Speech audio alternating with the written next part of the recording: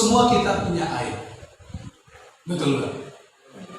Bahkan mungkin setiap kita punya dosa tersembunyi yang kalau itu diketahui oleh orang lain, itu akan menjadi sesuatu yang sangat memalukan bagi kita. Tapi saudara-saudara yang terkasih dalam Tuhan, ada juga aib yang sudah terbuka atau terlihat jelas. Ya, contoh seperti si Zakaria dan Elisabeth ini. Mereka punya aib. Aibnya apa? Istrinya mandul. Apa kata dunia, saudaraku? Apa kata tetangga? Apa kata orang atas kejadian yang menimpa mereka? Karena apa? Elisabeth mandul. Saudara, ini aib bagi mereka. Bagi saudara apa? Gitu loh. Apa aib saudara hari ini? Mungkin itu sesuatu yang memalukan dan sudah diketahui oleh orang-orang lain. Tapi dengar baik, saudaraku, Tuhan kita Maha Pembela. Sama-sama dengan saya katakan, Tuhan kita Maha Pembela. Tuhan kita Maha Pembela. Saudara, yang pertama, di sana dikatakan, saudaraku, Lukas pada pasal yang kelima jelas dikatakan pada zaman Herodes, Raja Yudea, adalah seorang imam yang bernama Zakaria dari rombongan Abia. Istrinya juga berasal dari keturunan Harun, namanya Elisa. Saudara-saudara yang terkasih dalam Tuhan, pada zaman Herodes. Nah, di sini, saudara. Pada zaman Herodes, ada apa yang terjadi pada zaman Herodes? Saya belum menyelidiki, saudaraku, ini Herodes siapa? Ini Herodes Antipaska, Herodes Agungka, atau Herodes Arkelaus, gitu ya. Tapi kemungkinan ini adalah Herodes Arkelaus. Saudara-saudara yang terkasih dalam Tuhan, apa yang mau disampaikan oleh Alkitab tentang zaman Herodes? Zaman Herodes adalah zaman penjajahan. Sama-sama dengan saya katakan, zaman penjajahan. Herodes datang dari mana sih, saudara? Herodes dari mana? Herodes itu ibarat kata Belandanya Indonesia atau Jepangnya Indonesia. Ngerti gak, saudara? Penjajahnya Indonesia. Nah, Herodes ini adalah penjajahnya Israel pada waktu itu. Nah, saudara-saudara yang terkasih dalam Tuhan, tetapi peribadatan diperbolehkan. Raja Yudea adalah seorang imam yang bernama Zakaria. Dulu, yaitu salah satu pendetanya. Itulah imam dulu ya. Salah satu pendetanya ialah bernama Zakaria. Ada yang lain mungkin imam yang lain, keturunan daripada Lewi, saudara-saudara. Maka Zakaria ini, saudaraku, profilnya dijelaskan di sini begitu detail. Dia juga punya istri dari keturunan Harun. Harun itu siapa, saudara? Harun itu siapa? Ya, Harun dan Hur. Dalam kisah Perjanjian Lama, saudara, peristiwa Harun dan Hur. Ini saya harus membadukan nanti kali ini ya, terpaksa ya. Waktu Yosua berperang melawan orang Amalek, Amon atau Amalek ya, musuh yang sangat besar, yang sangat banyak sekali. Apa yang terjadi? Yosua diutus, sementara Musa berdoa. Tapi Yosua akan menang ketika apa? Tangannya Musa terangkat. Tapi Yosua akan kalah ketika tangannya Musa turun. Maka supaya terus terangkat, Harun dan Hur membantu tangannya si Musa untuk tetap terangkat. Nah, itulah kisah daripada Harun dan Hur. Harun itu siapa? Harun itu adalah imam besar. Sama-sama dengan saya katakan, imam besar. Saudara-saudara yang terkasih dalam Tuhan, dan dia keturunan Lewi, ya. Jadi ini saudaraku, keturunan Lewi ini adalah keturunan yang sangat spesial. Sama-sama dengan saya katakan spesial. Kalau udah keturunan Lewi, saudaraku, itu sangat dihormati. Karena mereka ini ada urusannya adalah di bait suci. Nah, saudara-saudara yang terkasih dalam Tuhan, karena mereka sangat dihormati, mereka tanda kutip dianggap dekat sekali dengan Tuhan. Karena hidupnya berurusan dengan apa? Bait suci atau bait Allah, tabut perjanjian Tuhan. Saudara-saudara yang terkasih dalam Tuhan, bahkan ketika dalam pembagian tanah, pembagian wilayah, saudaraku, mereka ini gak kebagian secara langsung. Ada 12 suku Israel, saudara-saudara yang terkasih dalam Tuhan. Kalau bagi tanah, saudaraku, dibagi 11. Lalu, saudaraku, yang 11 ini kasih sedikit-sedikit, lalu itulah yang menjadi bagian daripada suku Lewi atau keturunan daripada imam. Saudara-saudara, mereka ini adalah orang spesial, keluarga imam, keluarga yang sangat dihormati, keluarga yang sangat dihargai, keluarganya pendeta, begitu ya. Saudara, di dalam konteks Asia Tenggara, bahkan Asia, pendeta itu sangat dihormati. Kalau di Eropa, saudara lihat ada video kemarin di Facebook viral, saudaraku, seorang pendeta berkhotbah di pinggir jalan, saudaraku, digampar orang. Tidak apa-apa, digampar bukan satu orang, hampir beberapa orang yang lewat itu gampar dia, gitu ya. Gampar ya, karena dia bicara tentang pertobatan tentang aborsi, gitu ya. Saudara-saudara, pertobatan tentang aborsi, pertobatan tentang mabuk-mabukan, karena dia berdiri di depan diskotik dan perkantoran, saudara. Dia berkhotbah demikian. Tapi dia digampar. Tapi kalau di di negara kita, apalagi di Asia lah begitu ya, ya keluarga pendeta itu sangat dihormati, begitu ya, sangat dispesialkan. Saudara-saudara yang terkasih dalam Tuhan, dan inilah profil yang pertama daripada Zakaria dan Elisabet, keluarga imam atau keluarga pendeta, keluarga yang terhormat. Oke, itu yang pertama. Yang kedua, kita baca sama-sama 3, 2, ya. Keduanya adalah benar di hadapan Allah dan hidup menurut segala perintah dan ketetapan Tuhan dengan tidak bercacat. Saudara, luar biasa ya. Udah keluarga terhormat, keluarga hamba Tuhan, keluarga pendeta, orang benar pula. Di situ dikatakan keduanya adalah benar di hadapan Allah, hidup menurut segala perintah dan ketetapan Tuhan. Luar biasa enggak ini?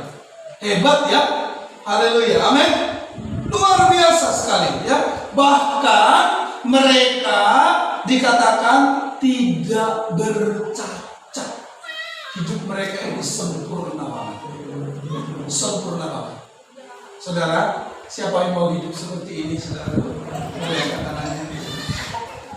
Ya, saudara, kalau nggak punya hasrat hidup seperti ini, ya saya bahaya sebenarnya. Udah Pak Pendeta, ya udah aku cuma gini aja lah. Gue terlalu apa-apa kali lah, gitu kan? Orang kata begitu kan? Ya kan? Gue terlalu serius sekali lah. Kalau gereja aja lah, nggak usah terlalu apa. Nanti kalau cinta-cinta kali pun nanti ada kecewa-kecewaannya gitu. Saudara-saudara, itu pengajaran dunia, saudara. Mungkin cinta itu biasa-biasa aja lah, gitu kan? Supaya nggak terlalu kecewa kali, gitu kan? Mendukung itu biasa-biasa aja lah, supaya nggak terlalu kecewa kali. Nah, saudara, ini tidak sesuai dengan kebenaran firman Tuhan. Kita kalau mencintai, kalau mengasihi, harus all out, harus semuanya, saudaraku. Amin. Tidak boleh setengah-setengah. Tidakkah firman Tuhan berkata, engkau yang suam kuku tidak panas dan tidak akan dimuntahkan. Karena itu, saudara, kita harus benar-benar serius. Mencintai itu harus serius. Saudara, sama-sama yang saya katakan amin. Iya, mencintai istri itu harus serius. Mencintai suami itu harus serius. Nggak boleh setengah-setengah. Kalau suaminya baik, ya udah baik. Kalau ada penghasilannya, kalau Iya kan? Ya sama, saudara. Panggilnya Han, ya kan? Han, ya kan? Ya kan? Kalau tanggal 1 sampai tanggal 10, ya kan? Iya, Hani Bani Sweetie kan? Kalau tanggal 1 sampai tanggal 10. Tapi kalau di tanggal 10, tanggal 11 sampai apalagi akhir bulan, saudara, itu apa yang terjadi? Bukan lagi setan. Iya kan? Itu bahaya, saudara yang terkasih dalam Tuhan. Nah, kita mencintai itu harus all out. Kita mencintai itu, mengasihi itu harus sepenuh tenaga, sepenuh hidup kita berikan kepada orang yang kita cintai. Sama-sama yang saya katakan amin. All out, saudaraku. Kalau melayani juga harus all out. Jangan setengah-setengah. Apa pendeta? Nanti kalau aku melayani itu banyak sekali yang terganggu. Coba saudara punya alasan sama saudara, Tuhan punya alasan. Kau kan mau melayani, kau takut terganggu pekerjaanmu, takut terganggu rumah tangga keluargamu, takut terganggu anak-anakmu. Halo, kalau Tuhan punya jawaban yang sama dari surga sana dan berkata, saat engkau minta Tuhan, berkatilah usahaku. Sorry, aku lagi sibuk memberkati yang lain. Gimana saudara-saudara? Ya, syukurnya Tuhan tidak berlaku demikian. Saudara-saudara yang terkasih dalam Tuhan, saya hanya mau berkata kepadamu, kita harus benar-benar seperti Zakaria dan Elisabet. Mereka tidak bercacat di hadapan Tuhan. Mereka adalah orang-orang yang sungguh-sungguh mengasihi Tuhan. Haleluya. Yang berikutnya. Tetapi ternyata saudara-saudara, meskipun mereka adalah keluarga imam besar, meskipun mereka keluarga hamba Tuhan, meskipun mereka adalah orang benar, meskipun mereka adalah orang yang tidak bercacat, tapi mereka juga memiliki pergumulan, mereka juga memiliki persoalan, mereka juga memiliki tantangan, mereka juga memiliki aib yang memalukan. Saudara-saudara yang terkasih, di sana dikatakan tetapi mereka tidak mempunyai anak sebab Elisabet mandul dan keduanya telah lanjut umurnya. Udah mandul, tua pula. Udah nggak ada harapan, saudaraku. Udah nggak ada harapan. Saudara-saudara yang terkasih dalam Tuhan, mungkin juga engkau demikian. Aku datang ke GBI Gregorio, nggak berubah hidupku begini-begini aja, gajiku nggak makin naik.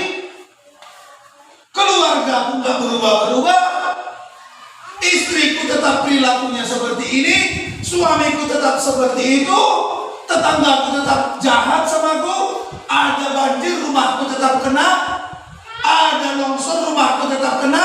Berharap kalau udah jadi jemaat GBI Gregorio, kalau banjir ya kan, tetangga boleh kebanjiran, depan boleh kebanjiran, tapi rumahnya enggak, gitu ya. Saudara-saudara terkasih dalam Tuhan, ini pengalaman nyata waktu saya di Jakarta. Saudara-saudara, dia protes sama kita. Saya waktu itu konselor di Tiberias di Kelapa Gading. Ada telepon yang masuk dan berkata, waktu itu musim banjir. Dia berkata begini, Pak Pendeta, saya kecewa. Loh, kenapa ibu kecewa? Bukan Bapak bilang kalau ikut perjamuan kudus, minyak urapan, ikut Tuhan Yesus, maka engkau tolak banjir, tolak bencana, tolak ini semuanya akan aman. Tapi faktanya Pak, kemarin banjir Pak, tetanggaku kelelep Pak, di depan kelelep, di samping kelelep, rumah kami juga Pak. Ampun Pak, kasur saya semuanya tenggelam, TV Pak nggak sempat diselamatin Pak. Aduh pusing Pak, kecewa Pak. Katanya kita dijaga, dipelihara Tuhan. Nah ini salah konsepnya, saudara-saudara terkasih Allah. Salah yaitu memahami penyertaan Tuhan. Saudara-saudara yang terkasih Tuhan, meskipun ternyata kita orang benar, meskipun saya pendeta, meskipun saudara orang yang sungguh sangat baik, sama istri sayang-sayang terus, tidak pernah selingkuh, ya kan, tidak pernah macam-macam, ya kan, tidak pernah bohong, tapi ada masalah enggak? Tidak ada manusia di dunia ini tidak punya masalah, termasuk Yesus. Punya masalah enggak? Punya masalah. Bahkan Yesus selalu apa? Dikejar-kejar, dicecar oleh siapa? Orang Saduki, para ahli Taurat, orang-orang Farisi. Semuanya punya masalah. Jadi kalau engkau protes terhadap saya atau terhadap Tuhan karena engkau punya masalah, saudaraku, engkau telah gagal memahami akan penyertaan Tuhan. Semua kita berpotensi punya masalah dan pasti akan terus punya masalah. Tetapi saudaraku, yang benar adalah bahwa kita harus mengatasi persoalan masalah dalam kehidupan kita. Kita punya kekuatan karena Allah Immanuel. Kita punya solusi karena Tuhan punya pengharapan bagi kita. Kita akan bisa menegakkan kepala karena Tuhan membukakan jalan bagi kita. Meskipun Zakaria dan Elisabet adalah seorang yang benar di hadapan Tuhan, tapi ternyata pergumulan tetap ada. Saudara-saudara yang terkasih dalam Tuhan, bagaimana solusinya? Next. Di situ dikatakan ayat 8 sampai ayat 9. Kita baca sama-sama. 3, 2, ya. Pada suatu kali waktu tiba giliran rombongannya, Zakaria melakukan tugas keimaman di hadapan Tuhan. Sebab ketika diundi bagaimana wajibnya untuk menentukan imam yang bertugas, dialah yang ditunjuk untuk masuk ke dalam bait suci dan membakar hukuman di situ. Saudara yang terkasih dalam Tuhan, hebatnya meskipun mereka punya pergumulan atau masalah, apa yang terjadi? Zakaria dan Elisabet tetap melayani Tuhan. Amin. Ada banyak orang, saudaraku, ketika mereka punya masalah, justru itu dijadikan alasan untuk meninggalkan gereja. Ketika mereka punya persoalan, itu menjadi alasan mereka untuk berkata, aku tidak percaya. Tetapi saudara-saudara yang terkasih, Zakaria dan Elisabet tetap melayani Tuhan. Sama-sama dengan saya katakan amin. Apapun yang terjadi, kita harus tetap melayani Tuhan. Amin. Apapun yang terjadi di tengah-tengah rumah tangga keluarga kita, pelayanan kepada Tuhan tidak boleh dihentikan. Karena apa? Kita sudah dipilih untuk itu. Amin. Kita sudah dipilih dan dilayakkan untuk itu. Karena itu saudara, kita harus benar-benar bertanggung jawab. Sama-sama dengan saya katakan amin. Kita harus benar-benar menunaikan tanggung jawab pelayanan kita, apapun keadaannya. Itu sebabnya firman Tuhan berkata, beritakanlah firman itu siap atau tidak. Kapanpun saudaraku, kita harus siap untuk melayani. Sama-sama dengan saya katakan amin. Haleluya. Siapa di sini yang mau memberi dirinya melayani Tuhan? Boleh angkat tangannya. Enggak ada paksa kok saudara ini, ya. Haleluya. Amin. Dan kalau saudara mau melayani Tuhan, berkat pelayan turun atasmu. Sama-sama dengan saya katakan amin. Amin. Iya, berkat pelayan turun atasmu. Apa itu berkat pelayan? Di akhir tahun lalu 2 kali saya minta saudara membacanya. Apa? Aku akan menyertai engkau sampai kepada akhir zaman. Matius 28 ayat 19 sampai 20. Haleluya. Kalau mau diberkati, layanilah Tuhan. Dan itu adalah satu kunci keberkatan yang dialami oleh Zakaria dan Elisabet. Meskipun mereka punya aib, meskipun mereka saudaraku tidak kunjung punya anak sampai tua, tetapi urusan pelayanan mereka tidak pernah undur. Mereka selalu tunaikan dengan baik. Bahwa itu adalah panggilan mereka, bahwa itu adalah pilihan Tuhan atas mereka, dan mereka bertanggung jawab untuk itu.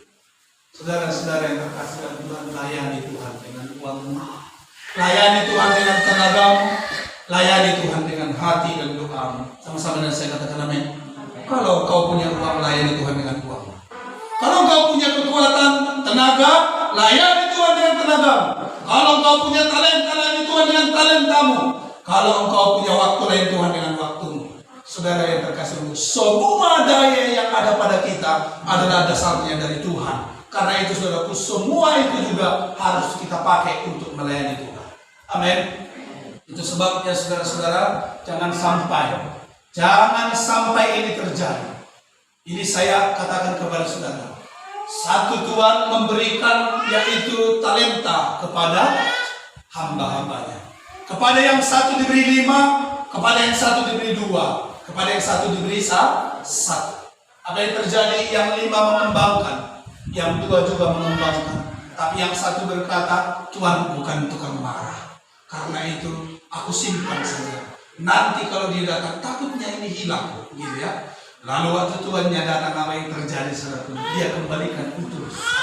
Dia pikir Tuhannya akan senang. Tadi Tuhannya berkata apa? Apa yang kau kerjakan? Kau simpan talenta ini. Saat ini adalah saat hukuman bagimu. Tetapi kepada yang 2, apa yang terjadi saudara? 2 dikembalikan menjadi 4. Ada pelipat gandaan. Yang 5 dikembalikan menjadi 10. Ada pelipat gandaan. Maka apa? Bersukacitalah Tuhannya itu. Karena apa? Mereka menggunakan talenta itu, melipat gandakan talenta itu. Saudara-saudara yang terkasih dalam Tuhan, bagaimana dengan engkau? Engkau punya talenta. Talenta itu dalam bentuk apa? Dalam bentuk waktu. Talenta itu dalam bentuk tenaga. Talenta itu dalam bentuk apa? Dalam bentuk yaitu kecerdasanmu, hobi, bahkan yaitu kemampuanmu bermain musik, kemampuanmu membuat bangunan, kemampuanmu entah apalah itu saudaraku yang terkasih dalam Tuhan. Semua itu harus engkau persembahkan untuk melayani Tuhan. Amin. Haleluya. Itu sebabnya saudara-saudara yang terkasih dalam Tuhan, bersyukur kalau Tuhan berikan saudara keterampilan. Itu bukan karena kuat dan bolehnya saudara, tapi itu adalah anugerah Tuhan yang harus saudara pakai untuk melayani. Siapa yang mau diberkati dengan berkat pelayan Tuhan, boleh angkat tangannya.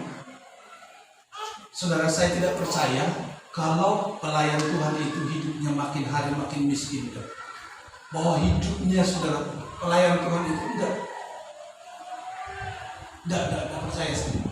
Saya sudah cek dalam Alkitab saudara, semua pelayan Tuhan memang kadang mengalami yang namanya hal pahit, tapi mereka tidak hidup dalam kemiskinan. Karena akan selalu pada akhirnya mengalami pemeliharaan Tuhan. Sama-sama dengan saya katakan amin. Iya. Jadi kalau ada hamba Tuhan, saudara yang terkasih Tuhan, meninggal karena kelaparan, kecuali dia diisolasi dalam penghukuman, ditaruh oleh sebuah negara di sebuah padang gurun gitu ya, dan dalam hal itu pun Tuhan masih berpihak. Amin.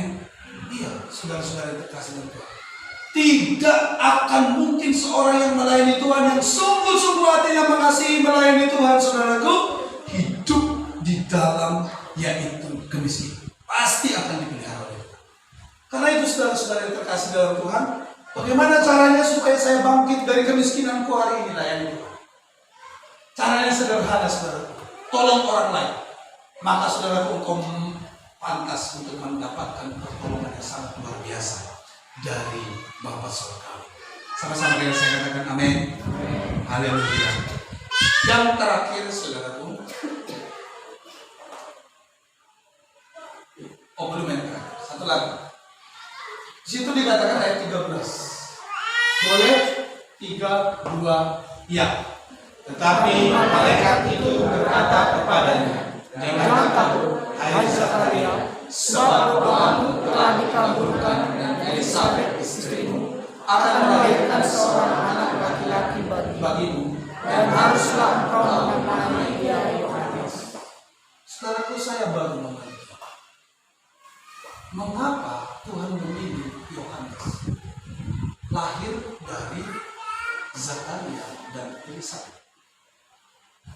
Karena ternyata saudaraku, saya nggak bisa bayangkan ya, kalau seandainya si Zakaria dan Elisabet dalam keadaan mereka sudah tua dan mandul, lalu mereka berhenti berdoa. Sangat besar kemungkinan mereka tidak dipimpin oleh Tuhan. Tapi di sini jelas dasar daripada Yohanes diberikan kepada Zakaria dan Elisabet. Malaikat berkata apa? Jangan takut hai Zakaria, sebab doamu telah dikabulkan. Jadi Yohanes diberikan kepada kedua pasangan ini karena apa? Karena mereka berdoa. Sama-sama yang saya katakan amin. Karena mereka berdoa, tetap mendoakan pergumulan mereka. Zakaria tahu istrinya mati. Zakaria tahu dia dan istrinya sudah tua. Hampir tiada kemungkinan lagi, saudara. Tapi dengan keadaan seperti itu, Zakaria tetap beriman. Dia tetap berpengharapan kepada Tuhan. Dia tetap melipatkan tangannya dan berkata, Ya Allahku, lihatlah kemandulan istriku. Ya Allahku, lihatlah Tuhan yang usiaku. Tapi aku percaya Engkau berkarya atas hamba-Mu. Amin. Lalu malaikat Tuhan itu datang dan berkata, Aku akan memberikan anak kepadamu dalam rahim istri. Suatu perkara yang dahsyat, suatu perkara yang hebat. Sama-sama dengan saya katakan amin. Ada banyak orang saudara ketika melihat suaminya sudah parah betul dalam sakitnya mungkin. Ada banyak orang ketika melihat usahanya enggak mungkin lagi bisa bangkit. Lalu dia berhenti berharap, dia berhenti berdoa dan berkata, Ya sudah, memang inilah nasibku. Ya sudahlah, memang aku sudah ditakdirkan untuk hidup miskin. Ya sudahlah, memang aku sudah ditakdirkan untuk hidup sengsara. Dari sananya memang keluarga kami, keluarga yang hina, keluarga yang terpuruk, keluarga yang hidup di dalam kemiskinan. Maka jadilah seperti itu. Jemaat GPI yang dicintai oleh Tuhan, saya hanya mau katakan kepadamu, mari kita belajar dari Zakaria. Tiada kemungkinan, tapi dia masih berharap. Amin. Tidak ada kemungkinan, tapi dia berharap. Saudara pikir ada kemungkinan bagi kita untuk membangun gereja di samping sini, saudaraku? Membuat jalan, saudaraku? Sebab uangnya tidak ada. Baru beli TV kita kemarin, saya mau pamer, saudara. Itu udah menghabiskan uang kas. Lalu pakai apa bangunnya, saudara yang terkasih Tuhan? Kalau saudara mau beli mobil saya serius. Saudara, ini jemaat saya umumkan ke jemaat, saudara. Kalau mau beli mobil saya saat itu yang hitam, beli gaji 120 juta selesai. Semuanya kan saya kasih untuk bangun gereja. Serius, saudara beli. Saudara mau jual 120 juta, boleh. Saudara, saya akan kasih semuanya untuk bangun gereja. Itu harta kami yang ada. Kalau saudara berani mau jual, saudara ambil fotonya, bikin di Facebook, silakan dijual.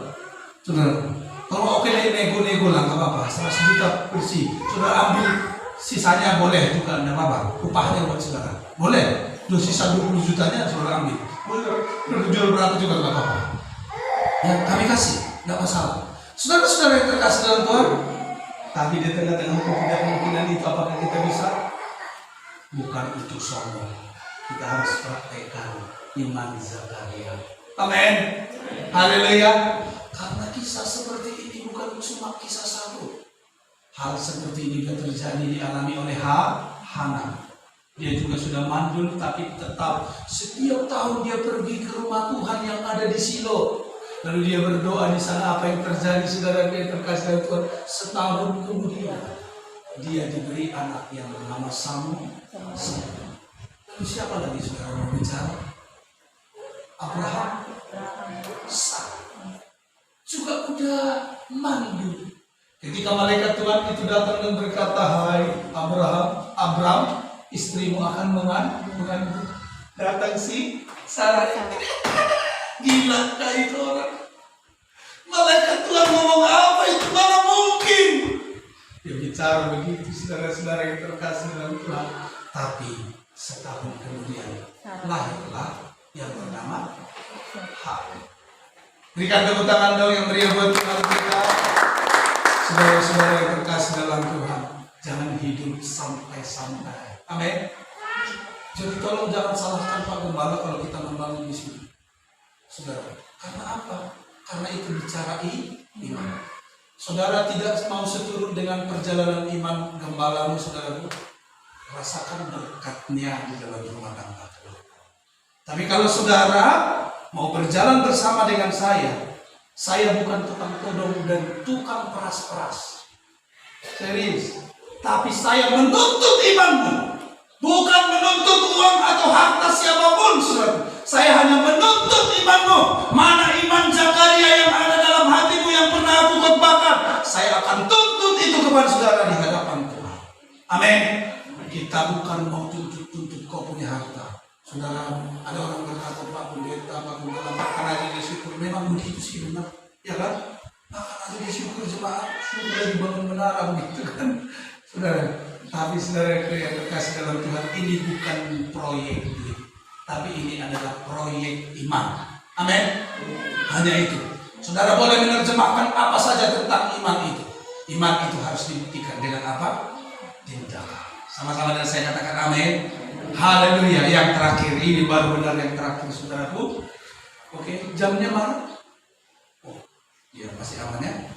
Yang terakhir, saudara, ayat 24 sampai 25. Kita baca sama-sama 3, 2, ya. Berapa lama kemudian Elisabeth istrinya mengandung dan selama 5 bulan ia tidak menampakkan diri. Katanya, inilah suatu perbuatan Tuhan bagiku, dan sekarang ia berkenan menghapuskan aibku di depan orang. Haleluya. Pergumulannya selesai.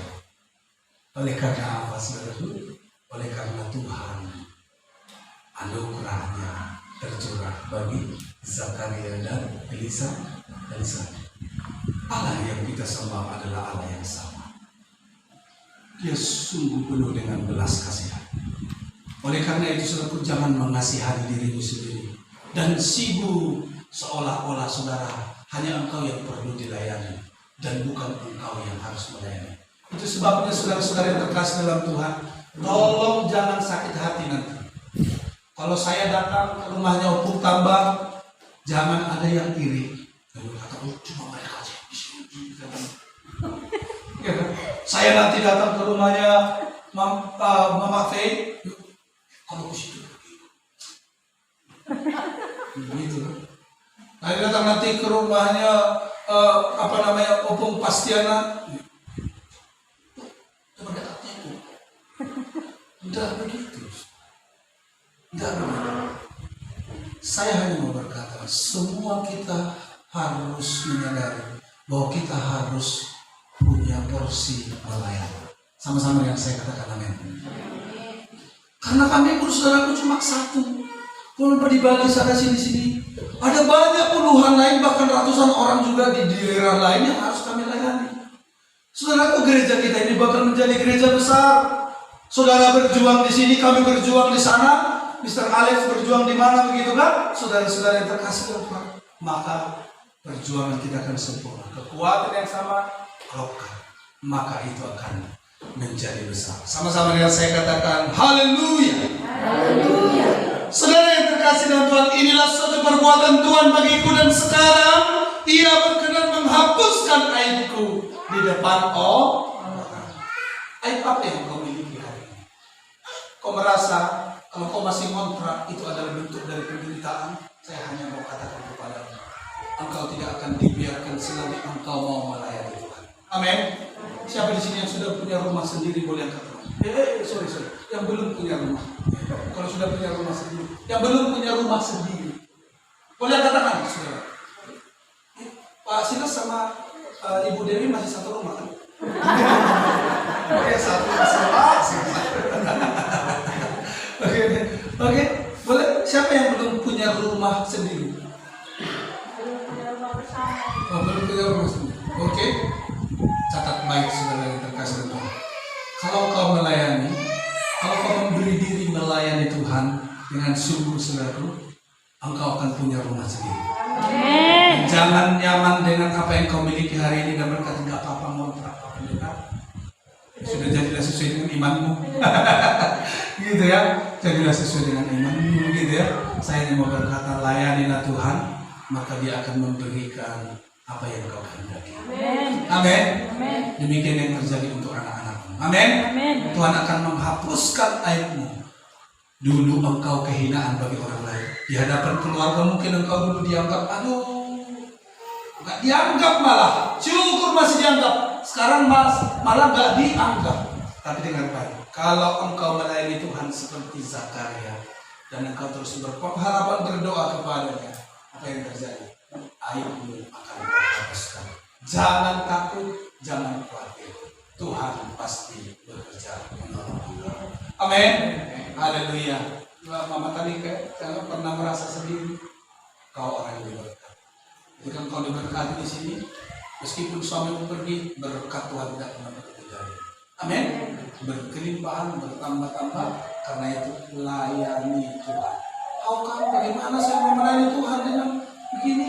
Anak satu harus cari makan, harus sana sini, bisa. Ya, kalau bekerja tidak bisa, melayani Tuhan juga pasti bisa. Itu dua sisi mata uang. Amin. Itu dua sisi mata uang. Kalau saudara berkata, bekerja yang penting bekerja, apa pendeta, cari uang. Oke, itu satu sisi mata uang. Masalahnya saya tidak punya uang di sini. Boleh saya pinjam uang dulu gembala? Iya. Saya mau kasih ilustrasi dulu terakhir ini. Mau kasih dulu.